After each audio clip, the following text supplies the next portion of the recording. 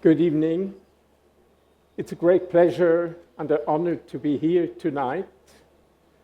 Thanks a lot for inviting us tonight to this fabulous place. Thanks, of course, for those kind warm words of introduction, also from our ambassador here. And as a matter of fact, I felt so impressed when I came here, and I feel so strongly also the kind of that beauty and elegance of that space, of that organization. When I look around this pavilion, or as it was told me, this chapel, as it was called, in relation to that fabulous tree in that respect, and the way everything is done, the setting with that opening of the trees, of that tree, and how everything is organized with this kind of wild choice of relating different materials like aluminum framing and wood.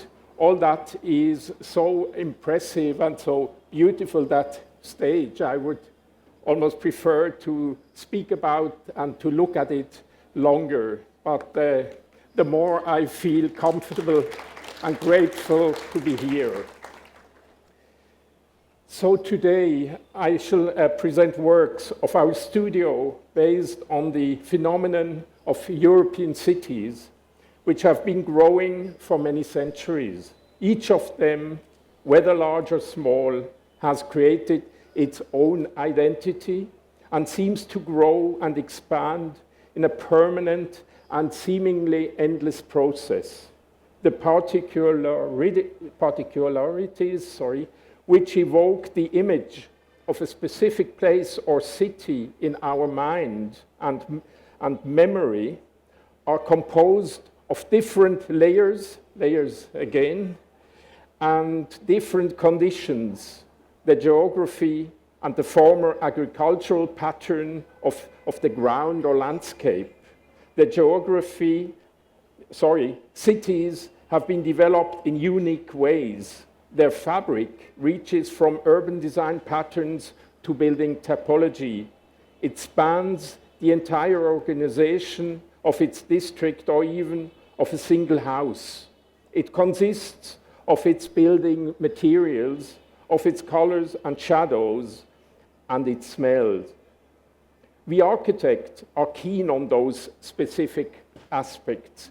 We are trying to understand the mechanics, production, and of contemporary and historic architecture, and we are inspired by the origins of each design project in every particular place and on each unique site.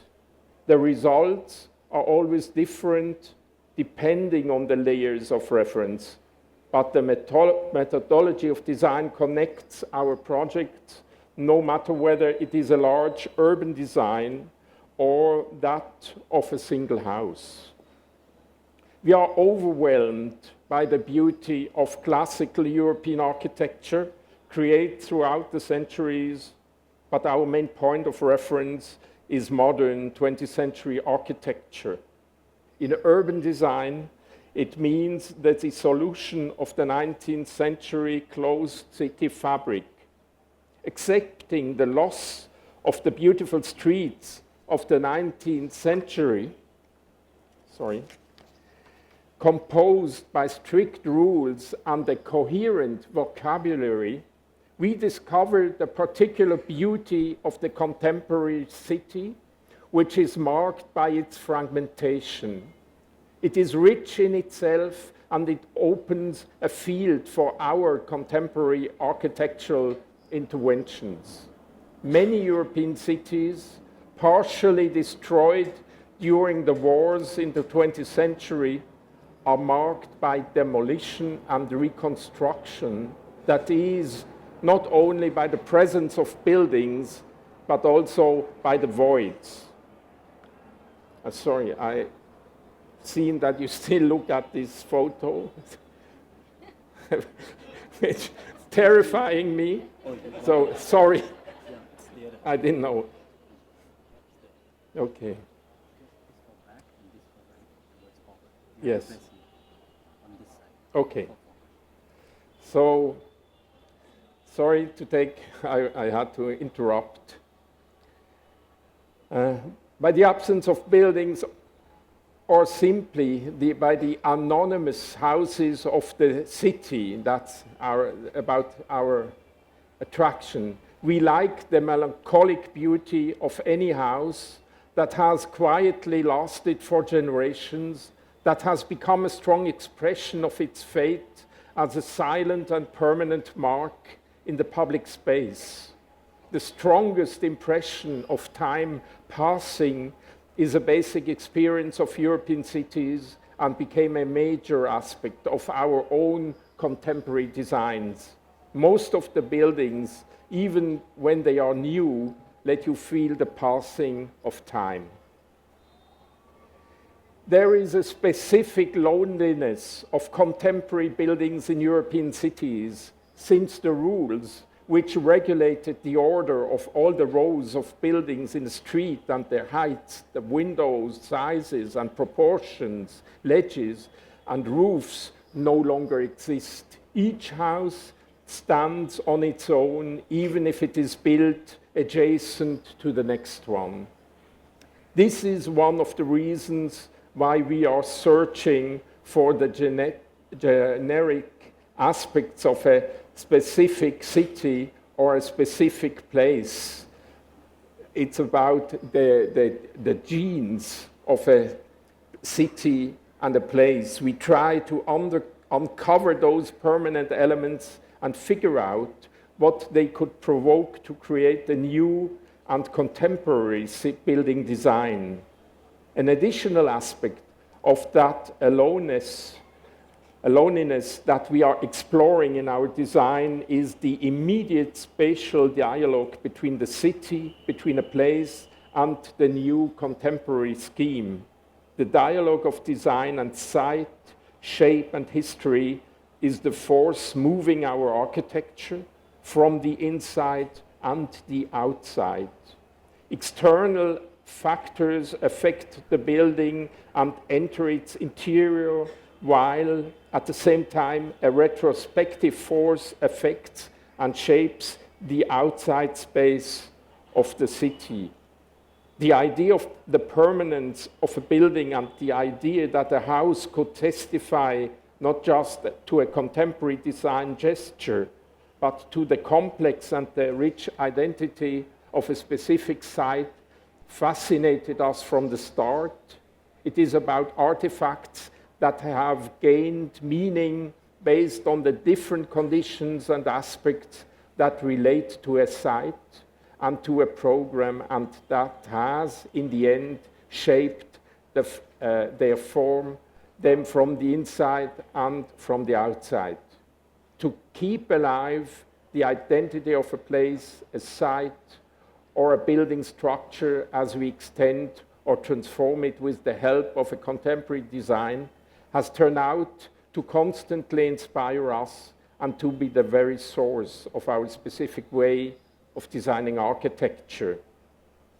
Let me begin with the description of our approach to architectural design by describing this small office building in Basel, which was designed in the mid-80s. The building stands adjacent to the railway tracks and across from the main railway station of the city. It is a solid, regular skeleton in concrete, which consists of reinforced concrete and defines the rectangular floor plan of the building. In terms of its structures, the house is simultaneously subject to strict integrated rules and fitted into the surrounding urban space.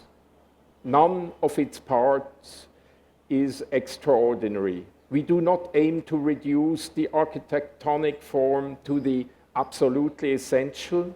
Instead, we pursue a simple synoptic handling of the individual parts that have again and again shaped our architecture. The unusual shape of the building is the sheer result of the specific site. Indeed, those parts of the building that are special and striking seem to follow rules that lie beyond the choice of the architect. The house has been cut into the urban space, while the form of the building has, in turn, shaped the urban space. I guess this is why, from the very first day, the small buildings seemed to be of an indefinite age, and this was not solely due to the darkly stained concrete we used. Yeah, this is just an early drawing of the simple grid of the floor plan. And the next, it's about our project for the University of Malmö in the late 90s, involved in the conversation of the industrial port area of Malmö, just in front of the city center, on the new Malmö University campus. Instead of the street grid intended for the urbanization program as a master plan for the new campus, we suggested an open plan that offered a more appropriate answer to the specific demands of a fast-growing university, because that university was only founded in those years, around 2000, and it was a program of a university that would grow incredibly fast, trying always to reorganize their facilities the way that this growing number of students could be accepted. And the plan we suggested was a concept for the use of pre-existing structures and the organizations of new buildings. These amalgamations of new and old are in a continuous public zone with areas assigned to different kinds of traffic. The only rule is that bicycles and cars must yield to pedestrians. So it was a kind of a transfer of in different layers from this former industrial site to the one, to the noble one for the university. By studying the existing industrial clusters, such as the ensemble of a mill factory,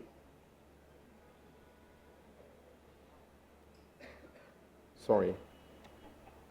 Oh no, sorry, I went.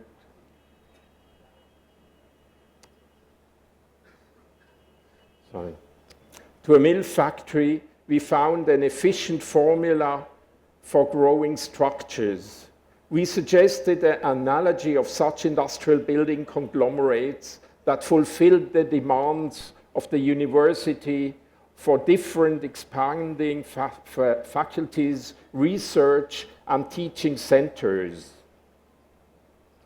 So this concept of no, sorry, that's a wrong. Yeah, you might hopefully discover on different parts of that new suggested campus this idea of conglomerates as we suggested them instead of a traditional urban design structure. Finally, beside the master plan, we were also commissioned for the first larger building of, and it's a teachers training center. It was kind also of a building that should be prepared for teachers and professors for the University. Sorry, this is something different.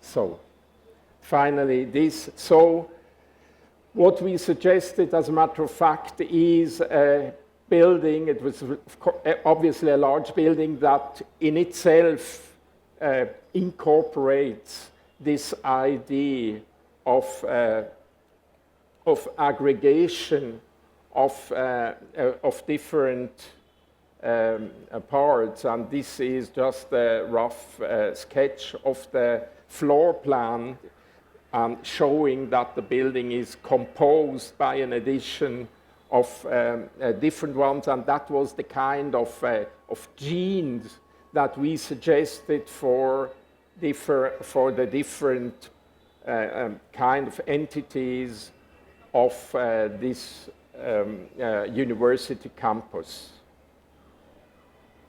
So to go on to show that also that kind of switch from urban design concepts to the concepts of architectural designs of buildings, in between the design of large houses in Amsterdam in the mid-50s, and it is the Java Island. It's part of the urbanization program that the architects among you might know, of course, that became very well known. And the last piece was the urbanization of that Java Island scheme, which is on the right side. 2 large apartment houses were part of that large urbanization program in that industrial port area in the east side of the center of Amsterdam. The original urban design concept by Dutch city planner Jo Koenen intended a single megastructure over the street that leads to the site called the Gate to Java Island. Instead, we suggested a composition of 2 houses which would establish a dialogue with the remaining old houses of the port, the historic employment offices, houses of the shipping companies, the warehouses, and a row of small houses for captains.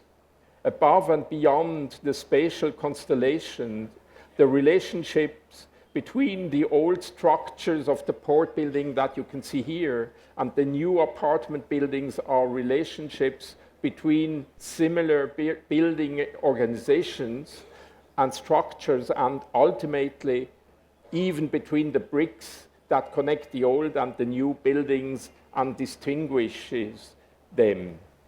So this is the concept for this urbanization, and here you still see the original urban design concept showing how the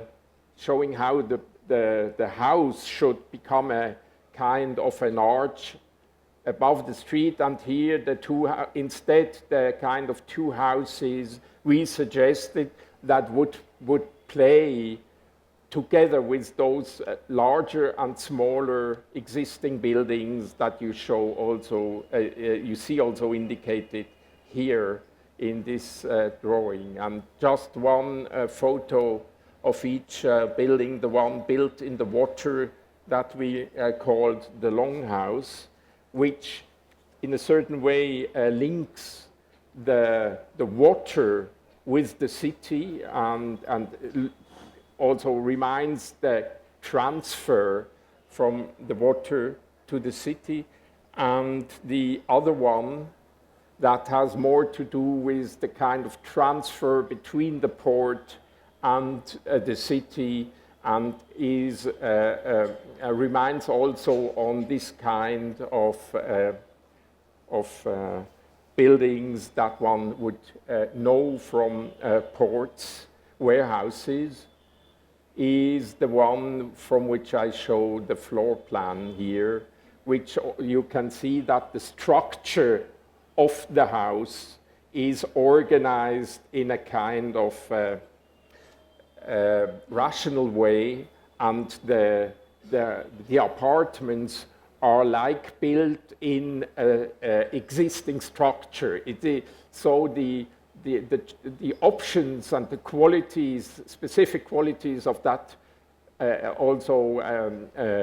apartment program might have are rather almost those of a transformation of a former warehouse to an apartment building. Yeah, so you see the balconies as the entrance structure, this interior court, and the large, heavy structure of the brick house.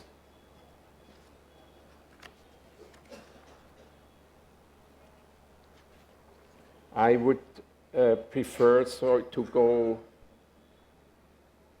beyond, to leave that apart, not to become too long, sorry, and to come to that building that the ambassador, Mr. Baum, already mentioned. It is the project of the Swiss Embassy in Berlin. The project consists of two major operations: to convert the existing Stadtpalais or townhouse into an ambassadorial residence, and to construct an additional building to house the offices of the consular services.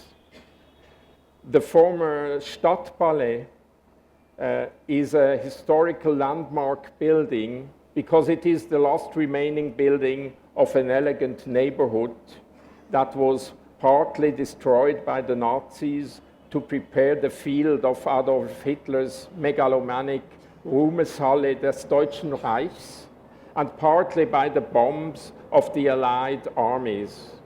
It was in the shadow of the lone Stadtpalais that the Russian troops prepared to conquer the Reichstag, the German parliament, and thereby bring the Second World War to a symbolic end on May 2nd in 1945. So you see here a photo where still that old Alsenquartier was not destroyed yet, and the house of the Swiss Embassy is the second one from the left in this series of houses of that street front. And you see that by that photo, which was taken while Christo wrapped the Reichstag building on the higher part of the photo, you see this Swiss Embassy building, the Stadtpalais, as the only left house beside the Reichstag itself in this whole area. So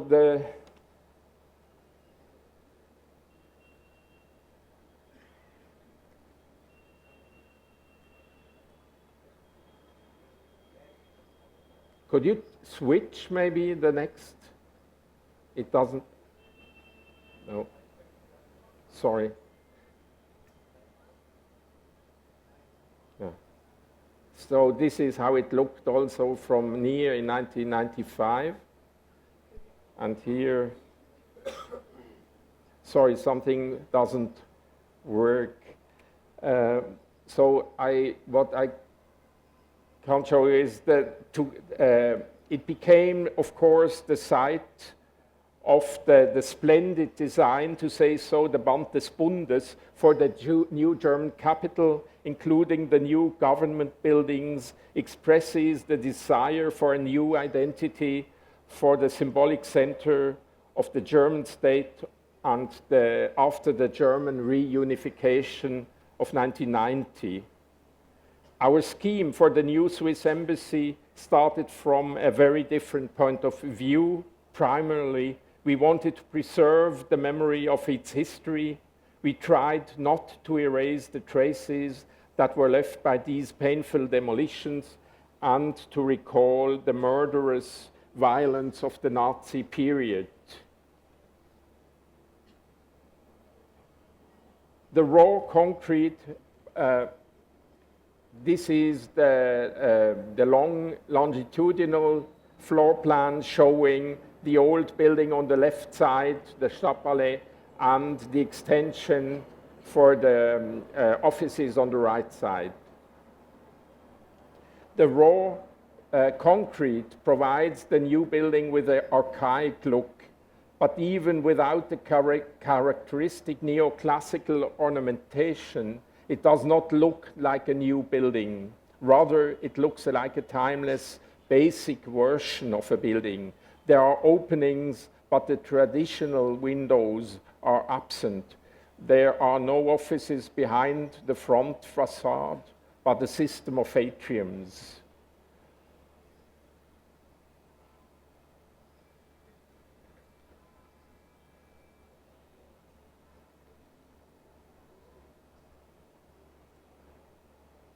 On some projects, we cooperate with artists. Such cooperations concern those aspects of building design that cannot possibly be realized or be expressed by means of contemporary architecture.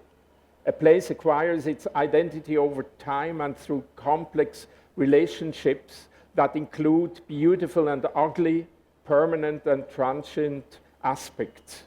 To integrate these into a building and make them permanent parts of the overall design and impression, this is what we are ultimately interested in and what stimulates us. This is why sometimes we expose our projects to such operations. So this is one work of Pippi Lotti-Rist, which I would not explain further today, which was a kind of a critical, interesting aspect brought to the building. But what is now more important for this debate is this relief, the western wall of the artist Helmut Federle, designed by him. This west wall is an integral part of the competition entry. That means already like that, we offered that project in this anonymous competition. It was cast on site in rough industrial concrete. Federle's relief invokes the memory of vanished buildings, a firewall with nothing but a blank concrete grid that represents demolition as well as reconstruction. Throughout all the facets of his project, the past remains present as a volume and as a void, as material, texture, and color. So it's the last, it's, we come almost to, there are two schemes left, and I try to follow as fast as possible to the rules of the images. So the extension and reconstruction of the east wing of the Museum of Natural History in Berlin, which was designed between 2005 and realized 2010. It is the east wing that contains a specific zoological specimen collection of embalmed animals. It's a collection of more than 276 glass containers. Here the research pieces and the display objects are one and the same. As they are sensitive to light, air, humidity, the specimens are preserved wet in alcohol, placed on transparent shelves. Sorry, I go. Mr. Diener, can you give me a sign and I switch? Do you I do it manually now, so just yes, let me please. know. The next, please. Yeah. You see that East Wing that was demolished in the last days of the war and was never rebuilt since in the German Democratic Republic there was not the money to rebuild this wing, and it was only after 1990 that reconstruction became possible. And the project itself, you have been one image before of the whole, is a work of Tide, which he was a student of Friedrich Schinkel. And this is the section throughout this wing with this absolutely unique collection of specimens that we reorganized and what we opened partly to the public, but still as part of the research place, because that museum is a research museum belonging to the Humboldt University. I go very fast now through the images. You see here those part of that collection that is organized from the interior, where the researchers work and reorganize following their research program, always those specimens. That means the public can only look from outside to discover the research concept through those specimens, but it is not a presentation of those specimens. So we go, next image, please. The fragments of the largely destroyed building's envelope and its pale gray concrete inserts combine to make a new facade, one that recalls the original entity of the facade without negating its history. This move might best be compared with a painting by Franz Marc, Tierschicksale, which was damaged by the fire of World War I and restored by Paul Klee in 1919, who completed the destroyed shapes with achromatic additions. You see the right part of the painting that was repainted by Paul Klee. And by this comparison, we could even better introduce our concept for the scheme to regain the urbanistic identity of the large museum as a building complex, and without sheer reconstruction of the East Wing, which by different reasons didn't make any sense because we could not reintroduce those windows since we couldn't have windows at all, and we did not feel like designing a reconstruction that would erase what happened to the building. Now, very quickly, the images here, an image of that overall reconstructed facade, casted in concrete on the, in the missing parts. Next. Yeah, how that was cast in large parts. Next. And this is more detailed, how also it was linked to, without any kind of marking gesture, to the existing remaining brick facade. Yeah.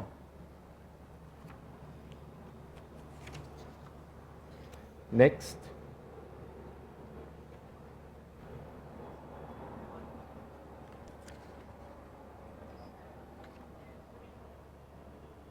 No, could you jump that? Sorry, maybe I can.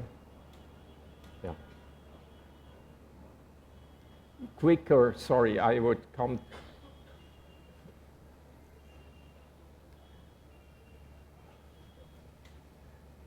This is now what happened really.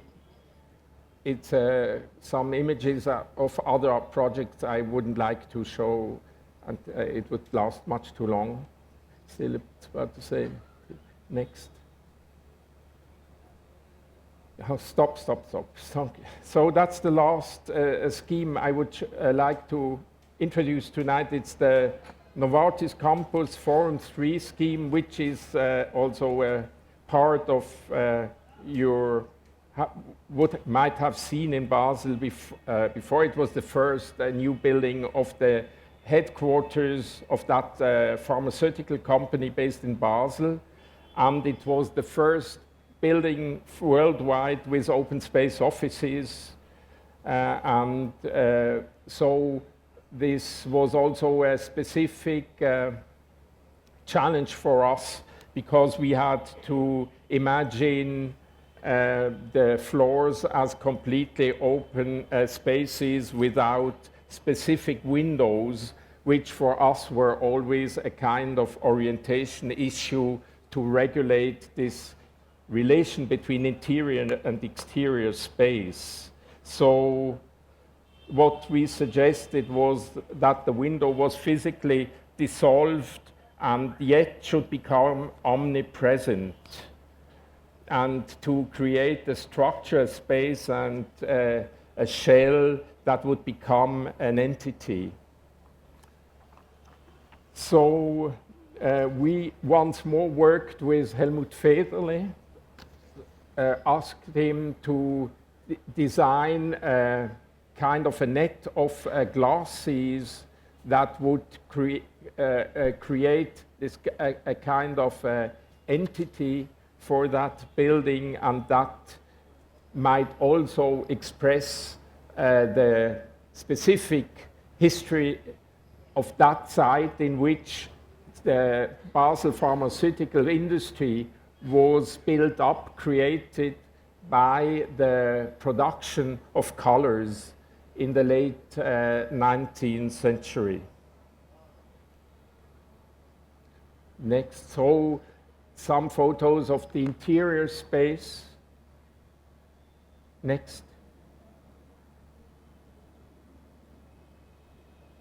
This was a reference that became important for us, also to explain our understanding. It is obviously Juan O'Gorman's building for the Mexico City Library, in which became a monument so well known without the architectural gesture, specific gesture. So everyone knows that this is this famous library building, but it's not this kind of signature architecture that would remind you, first of all, on authorship. Next, I think it's about the end. Next, one more, yeah, and the last one.